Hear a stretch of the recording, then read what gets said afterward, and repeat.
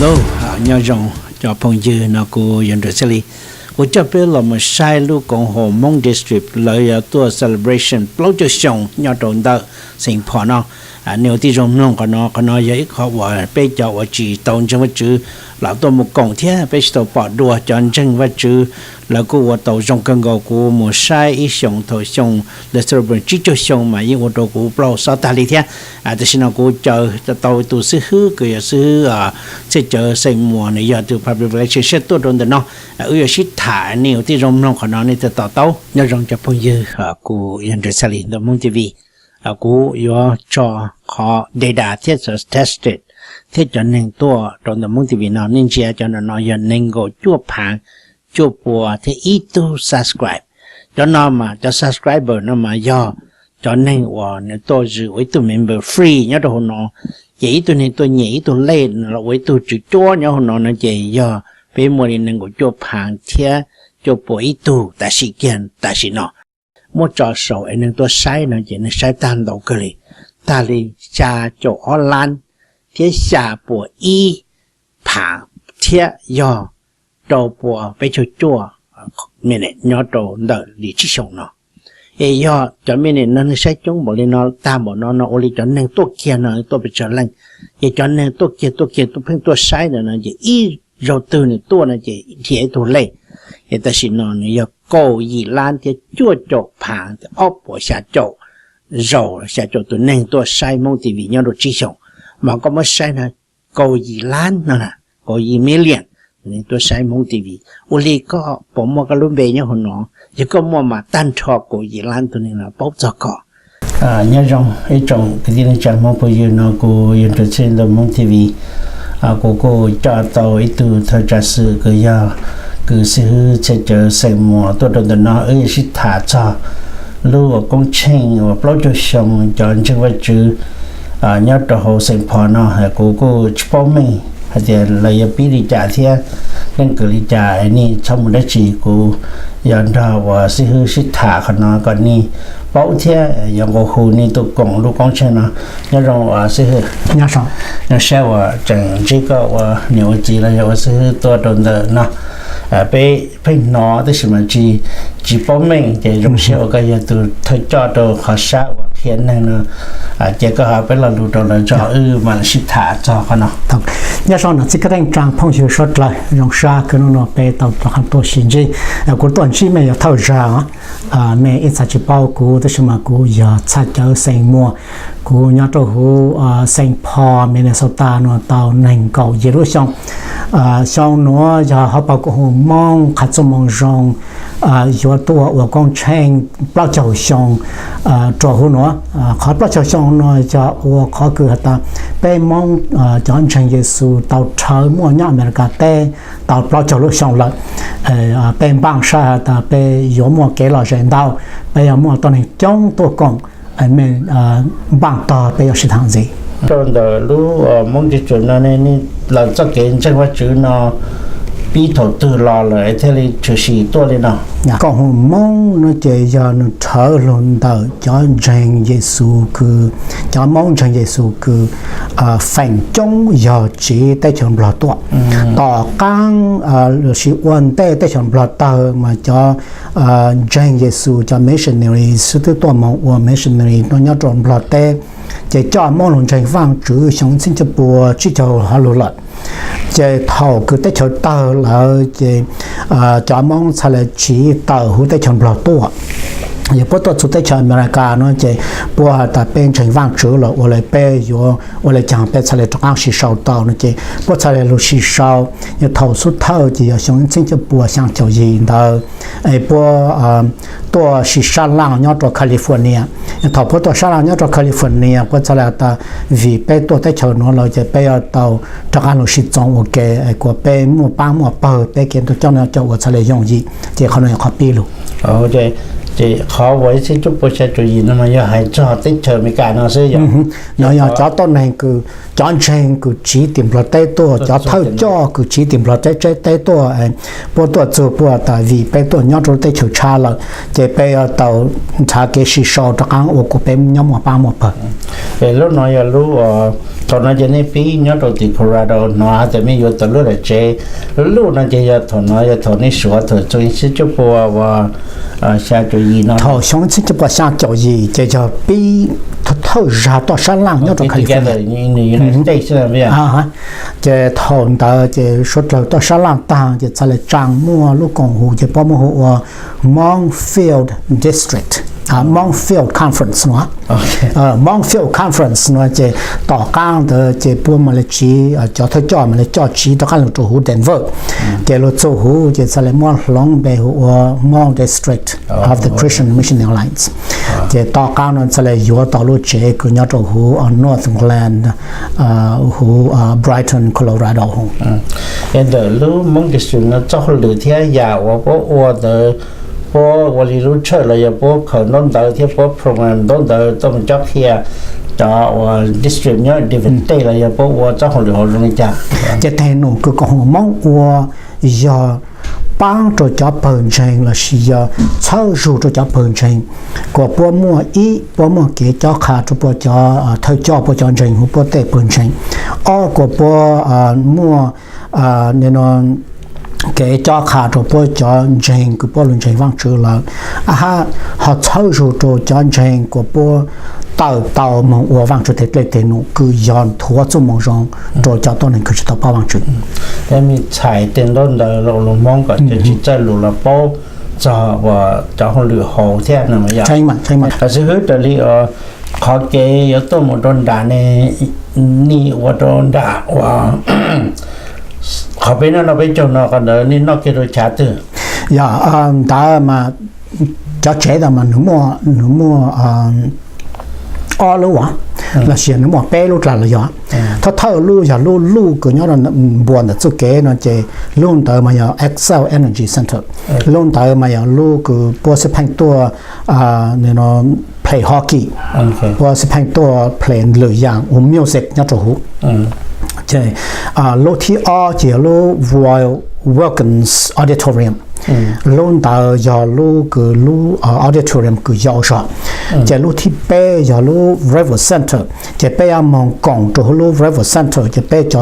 โปรแกรมก็เป้ยรันจะยอดตัวจะเป้ยปีจอนูวันเสาร์หอมันสุดจอนูวันพุธแล้วเชื่อวันที่หนึ่งก็เจ้าหอมันสุดจอวันที่เป้เจ้าวันที่หนึ่งก็เจ้าลูกชิลีมุ่งสู่ตัวลูกวันที่ไปจอมตัวลูกชิลีนั้นจะไปยกแค่ตัวนู้นวันเสาร์เท่าตั้งสูงฮะจะยาตัดสุดท้ายตัวนั่นจะตัวจุดไปก่อนยอมว่าเกล้าจะไปยอมว่าตัวหนึ่งจ้องไปยอมว่าตัวหนึ่งตัวจะได้เช่าตัวไปยอมว่าจะสิฟื้นไปยอมว่าจะเธอจ่อไปยอมว่าจะเชิงตัวกองโอเคไปยอมตัวกองเชิงอยู่สู่วังชุดสุเกลูคือวังชื่อมัวตัวปูตัวไปมองตัวยอดตัวได้เช่าหนูตัวเช่าตัวสองโอเคมัวจะ international ตัวให้น้องมาเพียไปยอมว่าจะตัวหนึ่งตัวจะได้เช่าตัวจะว่าคือตัวกล่องเขาน่าจะโปรเจกต์ชงเดียนั่นจะจนโปรเจกต์ชงจะอยู่ในตัวหนอตัวตาละให้อย่าร้องจะนี่ว่าจะเรียนี่นะเป็นโปรเจกต์ผ่านตัวที่นี่ตัวถ้าจะนอนถ้าว่า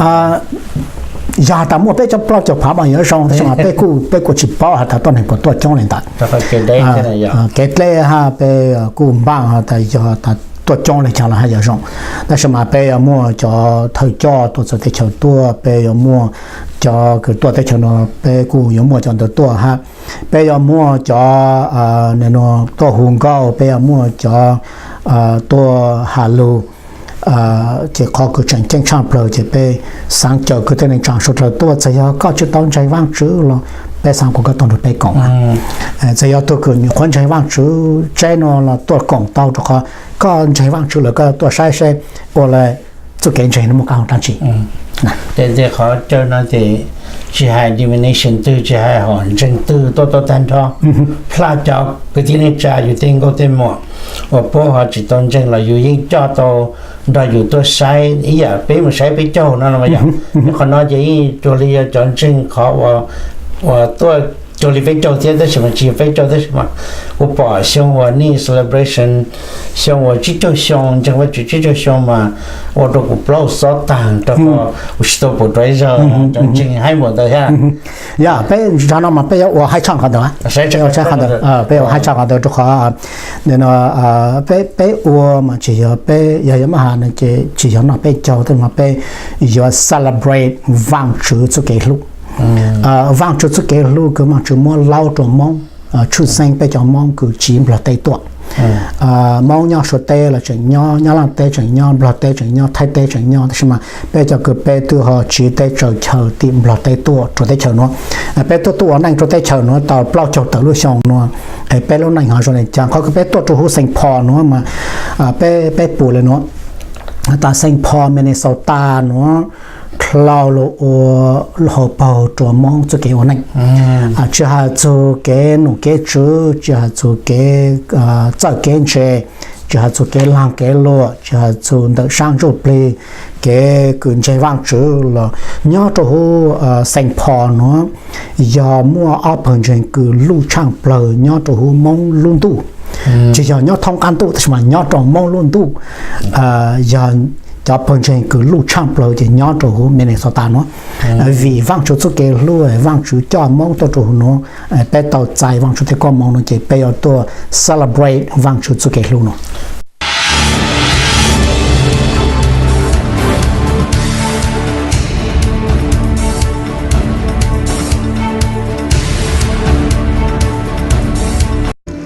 lúc xong ở hàng cầu gì cứ lúc trâu sẽ làm chỉ xong họ bảo cổ mong khát xong rồi bây giờ ấy tết lệ tin nụ cứ chỉ nhau bé khó bé từ văn chữ tết lệ tin nụ họ giờ bây giờ ấy lúc công trình dù dù họ cứ văn chữ trang bé họ bảo cổ mong rồi tết cho American nó tao bao giờ lúc xong gạo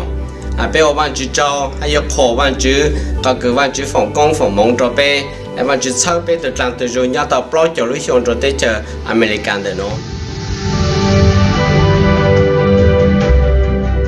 và còn món lúc trong sẽ làm gì trong ở hàng cầu gì bây giờ mua lúc trong sẽ làm nhau cho hồ Saint Paul Minnesota nó nhau cho hồ River Center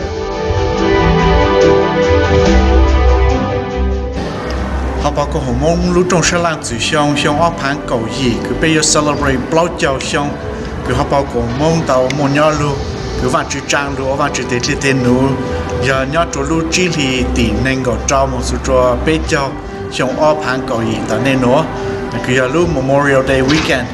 tháo mấy suất là chui lúc xí hành là chơi cha hát tô còn của tao cha sa tại giờ chỉ mấy suất là chui lúc xí hành là Saint Paul Minnesota有一路绕，比較蒙一種，啲Saint Paul一路繞佢哋打仔比較蒙，好Saint Paul啦，冇比較爬，可能有時嘛個 G Fang 一波又蒙，亦冇被到嘅Saint Paul啦，冇攞咗去爬同蒙，有Minnesota冇就就爬同蒙，灣主路灣主最能佢有好Saint Paul啦，俾冇就。國下路 church 一路入到 Tracy， 一路入到 Winona， 好 Twin City 那邊冇國際本證。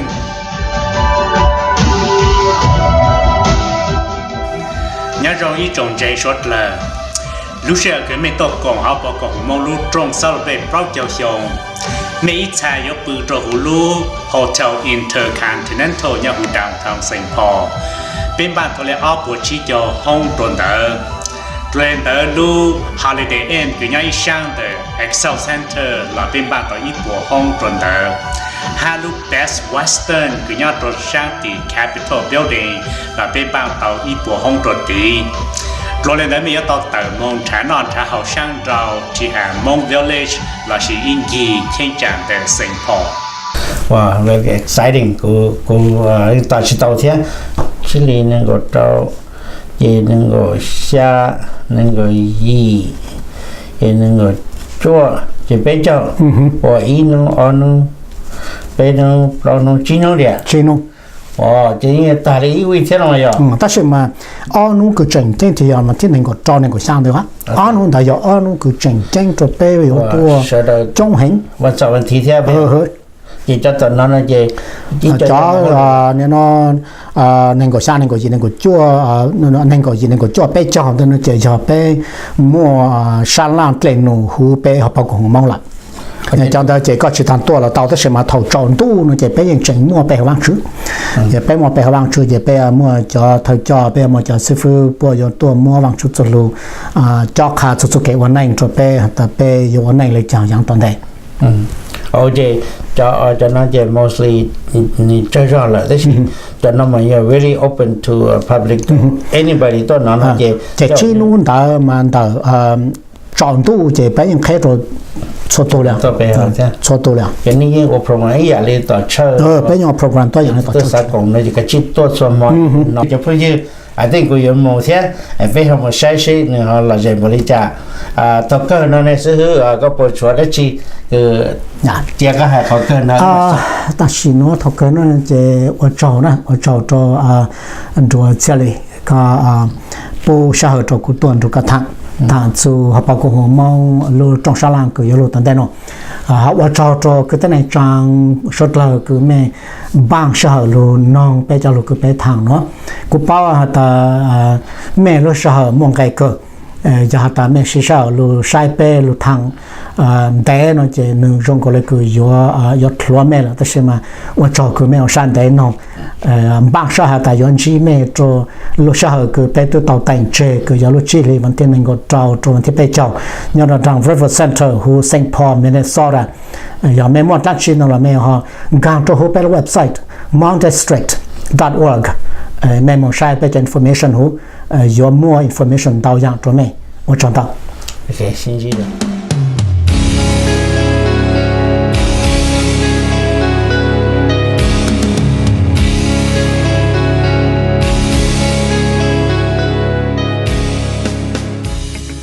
Hello, I'm Nyandoher. I feel so privileged and honored to be singing for OTS concert. I am looking forward to meeting you, and I'm hoping that you'll be coming there so that we can all meet and greet and get to know one another. My hope is that I will get to share with you the bounty of God's love in my life, what God has done in my life that has been impactful to me. And I hope that with these songs that God has given me, that they will also impact your life too. So please come to the OTS concert and I will see you there. Và chỉ có một vài chiều lưu còn chỉ ta trong sáng cứ hành tiêu chỉ đâu xa chỉ tình yêu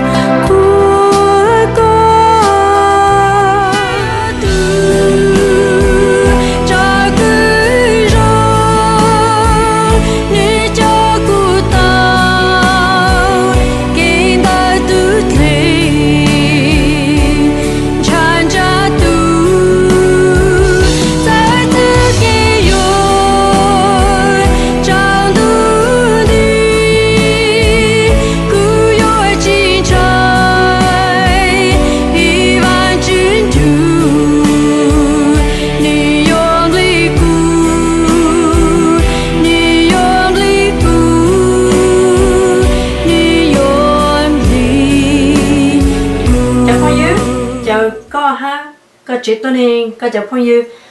tôi cho tao OTS lúc concert cái vụ mua tận thế nó cho up hàng cái gì nó ok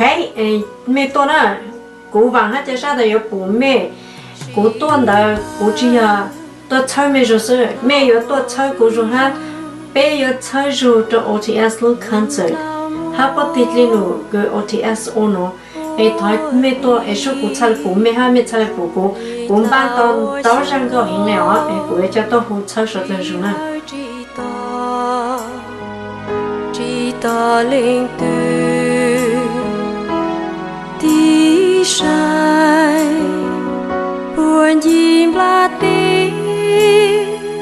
ban đó trời ta lòng đó trời gì nhớ rằng ý trọng mong nào của dân được xem được mong TV. Hello, nhớ rồi, bây giờ nhận cho cô rong sang chi mẹ à? Giờ là thả cho cụ thể của bạn nhà cô tò mò xóa lúc tuổi xa live vintage, cứ giờ lúc tuổi xa ở G. cho chua ni bỏ nên đầu nó thế cũng mất tỷ luôn bề thì chua trái rồng giờ mua cho là trên chỗ ni vì thế của tụi nó lúc chua nên đây là trâu xong nó của một sai lúc và tụi cha lại bên thế nó giờ cho tới đua cho tới mấy cả muốn chi tí thế con gà tụi chuồn tàu của nó lò là tụi bây giờ tụi bỏ nhớ là nó giờ cho cái kỳ rồng cho chuồn mà cho chuồn còn chính đạo thế chuồn và ba đôi lúc chỉ có cho lẩu sẽ sai này chỉ mà xin thả thế cho video cho nên và mà sai tí cho nên sẽ được sai cú cho sai hình kinh cho cú thường trò một trò Colorado một trò Colorado đó cú em cái tông đó dạng hình ha bù bây giờ tổ chức Life Vantage đó nữa họ bởi cái mấy cái ha more improvement để cho đào hình trong đó có thể không là so cho từ mong số thay bù ha ta dạng còn cha chỉ bù ha mua ha dạng từ họ chỉ nhờ tao cần gì nó là ít thay bao ha ok nên chỉ cú và một trò bé xem gì nên cho nên và lúa tôi vừa cho chua nên tàu ở cái nào cho nó cho pretend cho chuồn trái rong chuồn chín tàu nó mà cho nên mấy cả đâu nên chẳng nên muốn nhiều tôi nó cho chúng nó thay nó cho đi bỏ cú mua hành tàu cơ cho ní sẽ đỡ cho tuần du đi chả là cú mua cái gì rồi của hai đứa nè nó giờ cho xe là từ mong mà thế liền chân giờ cho chúng mong chỉ như thế đa sinh gì nhỉ của xã bỏ cho nên và giờ mong cho mong chỉ như thế nó sẽ cho nó mà luôn cho nên rong nên muốn nhiên nó sẽ dù cho nên chỉ xã tôi chỉ muốn nhiên là chỉ xã tôi chỉ tàu chậu luôn cho nên và rong nó bây giờ nó thì chuột mong chuột thái chuột lo bằng ban nông rồi cho nó bù cho chuột rồi bù rồi cho nó lên chỉ nó lên luôn vừa cho rong cái kỹ nó thì chợ tàu luôn nên chả mấy cả mà tí cho mấy cả đôi rong nên muốn nhiên nó sẽ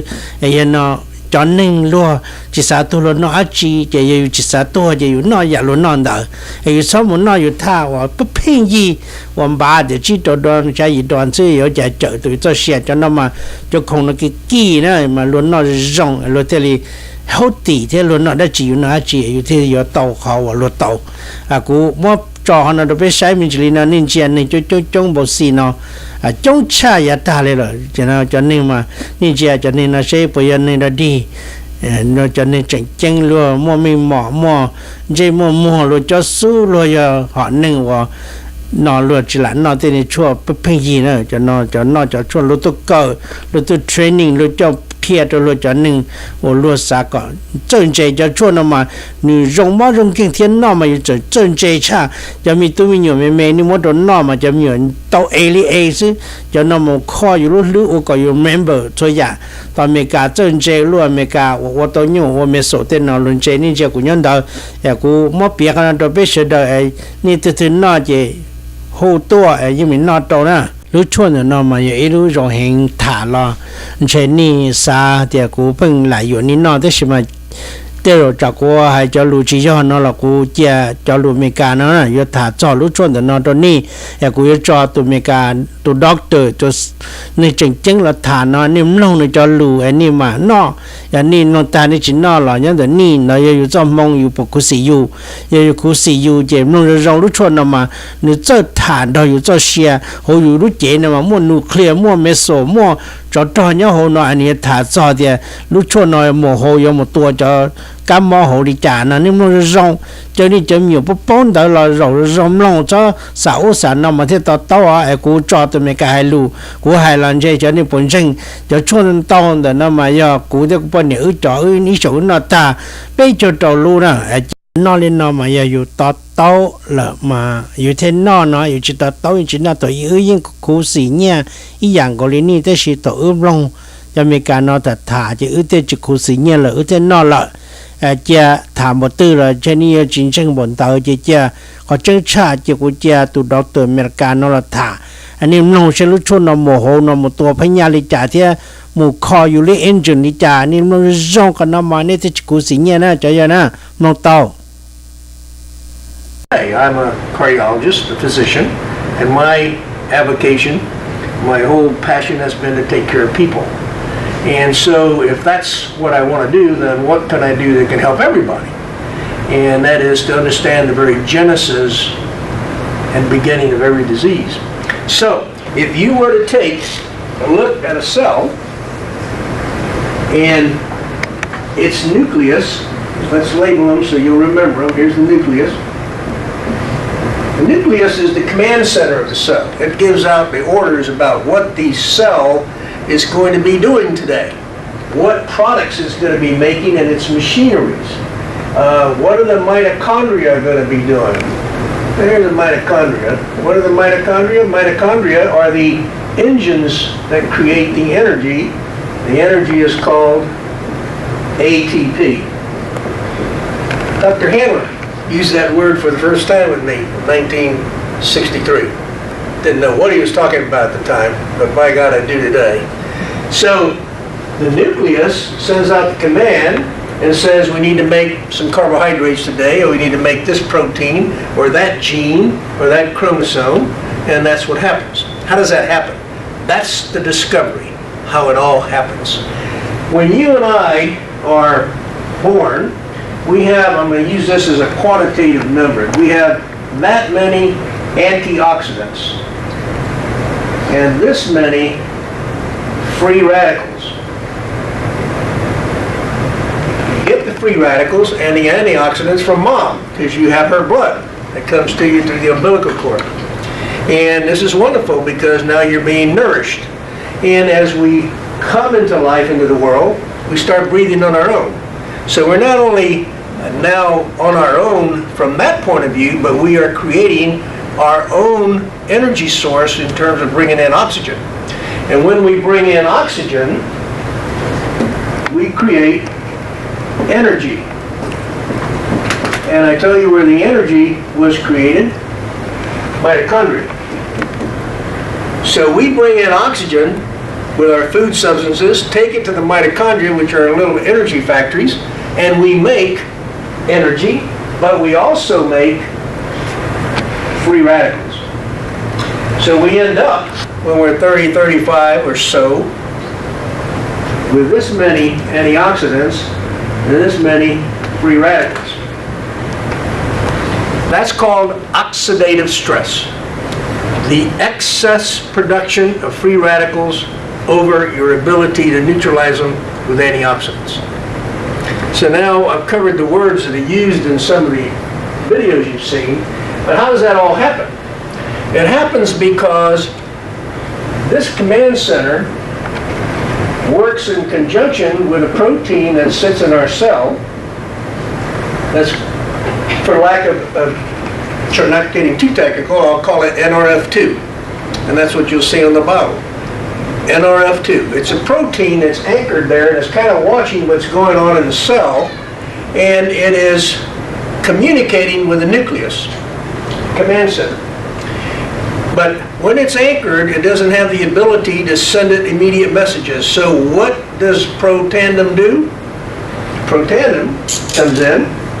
and when we take it in, 5 herbs, which we have had in our biosphere from the beginning of time, put together in a certain combination, it activates the release of this NRF2 and sends the NRF2 message up to the nucleus, and we have a transcription information going up which says to the nucleus, hey boss, we are overwhelmed with free radicals. We've got to do something about this. Our engines have been busy making more and more proteins to combat the free radicals. What's that called? Inflammation. So when you have free radicals, you get a response from the body called inflammation. And that is the reaction that is uniformly going to occur when you have that free radical not neutralized. Why? Because that free radical, when it doesn't get neutralized, attaches any place it wants to. It can attach to one of the engines here. It can attach to the mitochondria. It can attach to the cell membrane. It can attach any place. And when it does, it injures the cell. The body responds by making more free radicals, which are called pro-inflammatory, I'll just make an I here, pro-inflammatory molecules. And that always ends up in what? A scar. So this always ends up in a scar. And there you are. Scars replace cells. Too many cells replace organs. That's disease. This is the beginning of all disease. So this is the beauty of what's been discovered. The mechanism by which we can cut back on this process of getting too many free radicals and too little antioxidants. When protandim is given, NRF2 sends a message to the nucleus, and we start making life-saving enzymes, and we turn our machinery back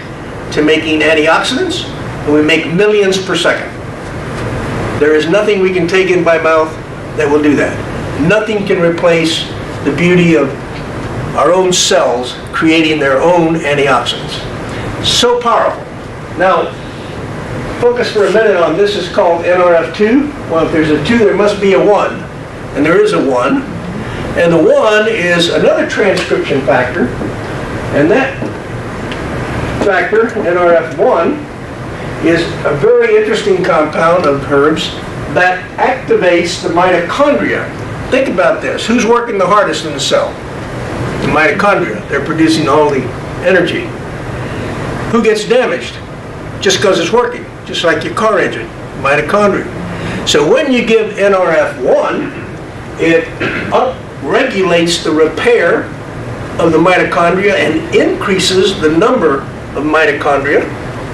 And so you make more energy and you're more efficient. The cells are more efficient. So you really need to have the NRF2 molecule there, don't you? Because you're going to make, with more energy and more combustion, more free radicals. So it's a beautiful biochemical cycle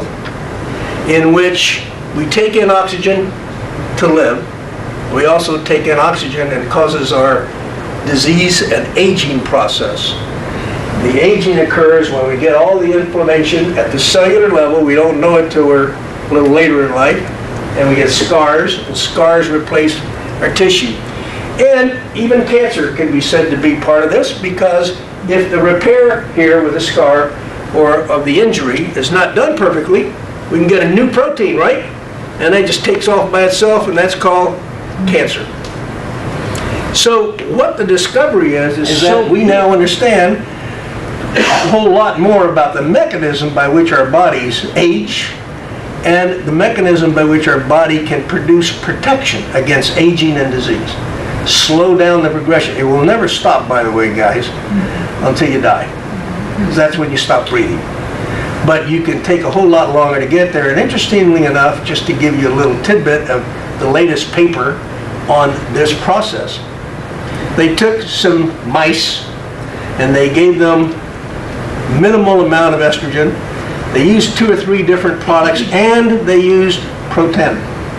And they used metformin, something you've probably heard about, which is a diabetic drug. And metformin had no effect on cellular life prolongation.